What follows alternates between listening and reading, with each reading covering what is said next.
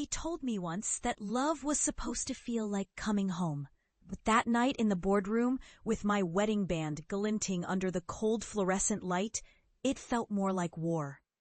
My name is Helena Montez, 35 years old, senior bank executive, the kind of woman people introduce with both respect and a touch of fear.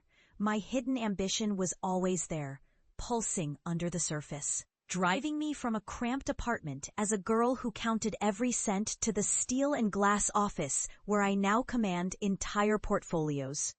I built my career one calculated step at a time, a quiet empire in numbers and influence. And yet, I thought marriage would be different. Less strategy, more surrender. I was wrong. He was charming when we met. The kind of man who could make you forget you had deadlines just by smiling. He watched me, studied me, and when he slid a sapphire ring onto my finger at the coast, I thought I had found my partner. We merged lives like companies. But in truth, he was never merging, he was taking. At first, it was subtle. He insisted on handling parts of my schedule to give me space. Then came the speeches about how we should invest together, how my position could open doors for us. But every key I handed over seemed to unlock something I did not control. I began to see the pattern when he pushed to accompany me to high-level negotiations where he had no business being. I thought it was affection. But it was reconnaissance. He wanted access, and access is a weapon. When his first attempt to redirect funds began to surface in quarterly reports, I confronted him in the kitchen, surrounded by the smell of burnt coffee and his carefully innocent eyes. He denied it, naturally. But denial is easy when you can hide behind charm and vows. That was the moment I knew love had crossed into betrayal. And betrayal, in my world, demands consequence. I waited. I built the case with the patience of a predator. Every document, every slip of his tongue, every side deal he whispered over wine to contacts who later mentioned it to me in calculated gratitude, it all went into a file thicker than my wedding album.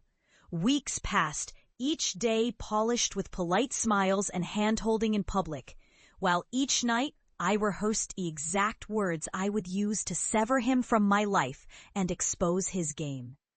The boardroom was full that morning, oak table gleaming. City skyline reflected in the glass behind me. He sat 2 seats down, wearing a tailored suit I had paid for, unaware the next hour would erase him from my world. My voice was calm as I presented the quarterly forecast. Charts, numbers, confidence. Then I shifted, revealing the side set, his financial missteps, the overlapping accounts, the unauthorized transfers disguised as joint ventures. Gasps spread like sparks across dry wood. His face drained, eyes darting to me. Searching for mercy. Mercy was gone. Consider this, I said. My official separation, not just from the arrangement, but from the marriage. Papers slid across the table. The ink was fresh. Every clause ensured there would be no claim, no comeback, no slow bleed of my resources into his hands again. And my attorneys were already waiting outside to serve the final documents. If you love Helena's journey, like and subscribe to join her next chapter. He tried to speak, but my voice cut through his. You wanted to grow your fortune through mine. Now watch as I grow it without you. The irony was sharp. He, the man who once said I would crumble without his support, was now a bystander to my next ascent. His chair scraped the floor as he rose, slow and stiff, and walked out without shaking a single hand. The silence he left behind was pure victory.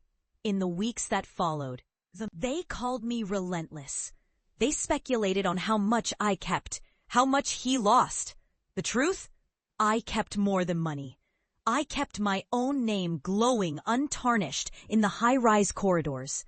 I kept my freedom, my control, my unbroken rhythm of ambition.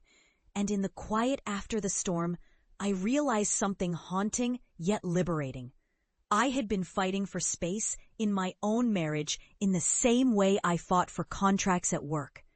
And just like in business, sometimes the only way to win is to walk away before the deal destroys you. I did not set out to make an example of him, but now his name is whispered in networking circles as a cautionary tale. Women ask me how I stayed composed. The answer is simple. I learned long ago that the best revenge is delivered without raising your voice. It is given in cold facts, well-timed signatures, and the sudden absence of what the betrayer depended on most. Justice, when served right, leaves no room for appeal. And as I watch new opportunities rise on the horizon, I know that my heart still believes in love. But love must stand beside me, not in front of the ledger. The day I signed those papers in that boardroom, I did not just end a marriage. I ended a threat, reclaimed my empire, and proved to myself that some battle lines cannot be negotiated. They must be enforced. I walked back to my office that afternoon, high heels striking the marble, city humming below. Freedom had a sound, and it was mine. Follow Helena Montez's next move, subscribe now, and never miss a heartbeat of the story.